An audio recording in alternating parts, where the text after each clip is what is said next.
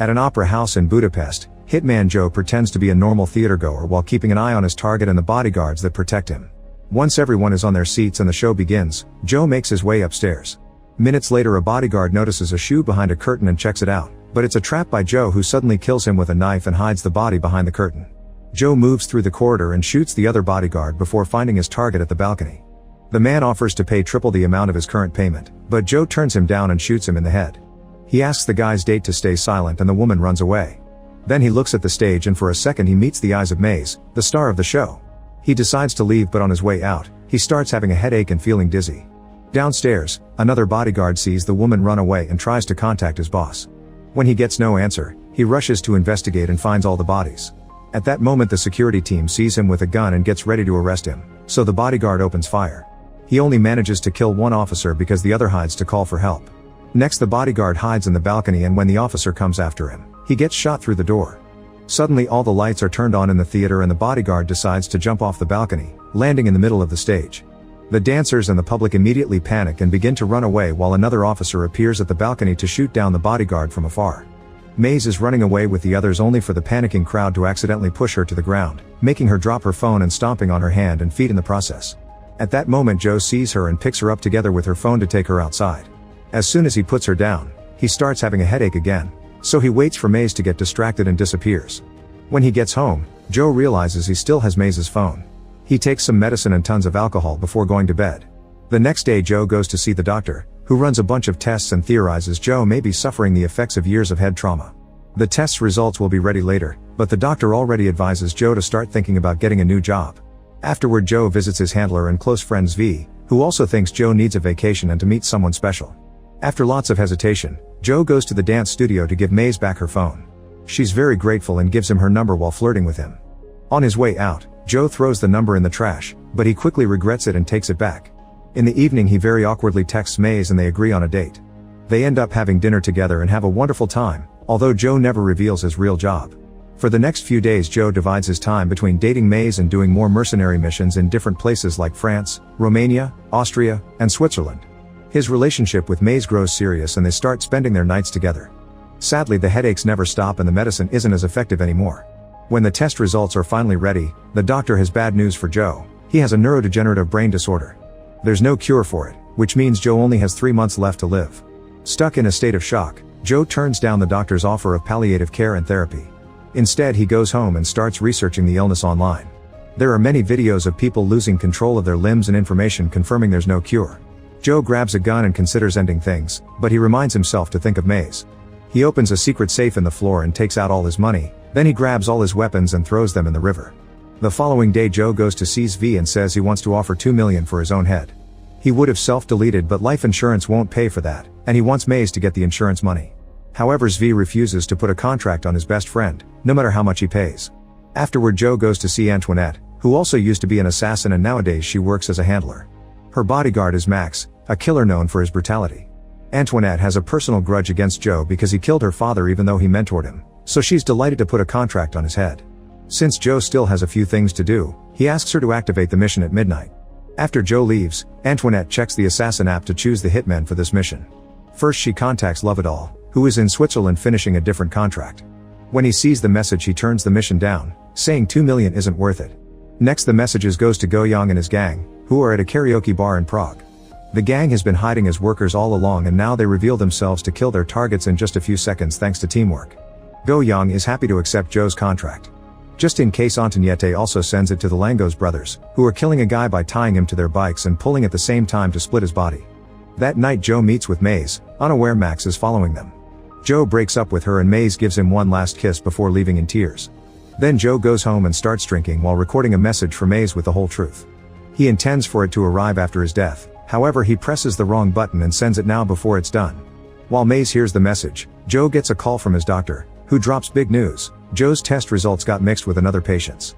He isn't going to die, in fact he's perfectly healthy and he could live a long life. There are only 5 minutes left before midnight, so Joe gets a trap ready. Soon Goyang and his gang arrive and use cigarette smoke to reveal the laser sensor at the entrance.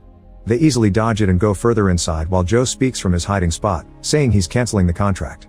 However, Goyang insults him and reminds him contracts should be honored. A gang member follows the voice into the bathroom, where Joe is waiting to fight. The guy is very good at martial arts, but Joe easily overpowers him and throws him through a glass wall. Next, a woman with an axe slashes his back, only for Joe to push her down on the broken glass and drag her throat on the shards to kill her. The previous guy gets angry and attacks again, but when he tries a special kick, Joe breaks his leg, then he throws him through the wall. Next, another gang member attacks Joe with a sword, triggering another fight. After exchanging a few hits, Joe grabs the man's arm to break it and disarm him. Then he kills him by throwing him against a column. The last gang member comes after Joe with 2 big blades, and after lots of missed hits, she manages to stab Joe on his shoulder. He's capable to continue fighting like this and punches the woman extra hard, causing her to lose a bunch of teeth. The only one left is Go-Young, who throws a knife at Joe's leg only for Joe to kill him with the blade from his shoulder. After lighting Go-Young's cigarettes as goodbye, Joe leaves the apartment and activates a trap, blowing up his home and killing the toothless woman. Her body is ejected through the window and lands on the gang's car, making it explode as well. On the street, Joe uses Go-Young's phone to call Antoinette, saying he's canceling the contract but she can keep the money. Antoinette gets furious because she still wants revenge for her father and announces she'll be doubling the reward. Hearing some bikes approaching, he enters an old building and is surrounded by the Langos brothers, who do tricks with their bikes to attack. Joe manages to dodge a few, but most of their attacks keep bringing him down. Luckily, he finds a pipe nearby, and the next time a brother comes after him, he hits him with it to throw him off the bike before stepping on his head to kill him. The other brother yells in anger and speeds up, only for Joe to kick the bike's front wheel and send him flying. Now Joe can steal the bike to escape. Meanwhile, Antoinette sends the mission to the best hitman in Europe. Lovedal is still in Switzerland having fun with women, but when he notices that the reward is now 4 million, he finally accepts. In Scotland, the Mackenzie brothers also accept the mission and celebrate by breaking beer bottles on each other's heads. In a dirty club in England, the party girls pretend to be dancers to kill all the clients with weapons cleverly hidden in their small clothes. A client tries to fight back, but the girls are good fighters and easily bring him down. In Spain, a group of criminals is getting some happy powder ready to sell, but they're interrupted by Botash, who uses dance steps and knives in his boots to kill all the men in the room with impressive skill. Meanwhile, Joe goes to see Zvi, who uses glues to take care of his wounds. Since Zvi is just a handler, he doesn't have any guns, he can only offer Joe some leftover explosives from another job. Zvi's wife volunteers to help too and gives Joe a very thorough massage that includes cracking his neck. This instantly causes Joe's headache, dizziness, and double vision to stop. Soon Lovedal arrives at Budapest by train and Antoinette sends him all the information she has on Joe, including Maze's location. She also sends her cousin Money to pick Lovedal up. Money is very annoying and kinda stupid, but Antoinette promised her uncle she would train him to be a hitman too. They go to Maze's building and surround her on her way out. Maze immediately kicks Money to bring down, so Lovedal knocks her out with a punch to kidnap her. In the morning, Joe travels to an old castle in the countryside and Max quickly learns about it. The information is sent to all the hitmen, who hurry to that location. However, this is on purpose. Zvi leaked the intel as part of their plan. At the castle, Joe gets all his weapons ready. The Mackenzie brothers are the first ones to arrive. They enter the castle and Joe throws a grenade at them before coming out to fight. At first, Joe does well against just one brother, but when the siblings team up, they manage to grab him and kick him into a set of armor. Joe takes the armor's gauntlet and uses it to fight again, throwing more powerful punches now thanks to the metal. However, their teamwork continues to bring Joe down. Suddenly the brothers start having a dumb argument and Joe uses the chance to activate one of his traps. He pulls a rope to bring down a chandelier and trap one of the brothers, who gets pushed toward a deer head and is instantly impaled. Then Joe takes a piece of antler and fights the other brother again, exchanging a few hits before stabbing him to death. At that moment the party girls come in with open fire, so Joe uses the dead guy's body as a shield to run into another room. The girls throw a grenade but Joe dodges it and uses the brother's gun to fire back. Soon another grenade comes and this one does hurt him before he manages to hide. The gunfight continues and Joe runs out of bullets, so one of the girls tries to approach him. She accidentally steps on a trap and the resulting explosion brings her down.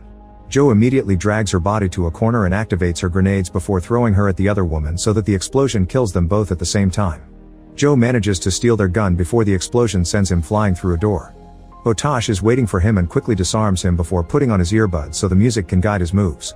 A hand-to-hand fight ensues and Botash is such a great warrior that he easily can keep up with Joe. They keep throwing each other all over the room and Botash hurts Joe with his boots, so in return Joe makes him lose the earbuds. Since punches are doing nothing, they grab a pair of swords to keep on fighting. After a few minutes Joe manages to disarm Botash, who finds a gun and opens fire. Joe runs to hide behind a table and activates another trap that blows Botash up, only leaving his boots behind. Outside, Lovedal's group arrives and he immediately guesses this is a trap because he sees all the hitmen's vehicles at the entrance. Lovedal tells Money to watch over Maze while he goes to investigate. As soon as Lovedal is out of sight, Maze says she needs to stretch her legs and manipulates Money into letting her leave the car. Then she pretends to fall and grabs a branch to knock money out. Meanwhile, Lovedoll calls Joe using Maze's phone and offers to free her if Joe hands himself in.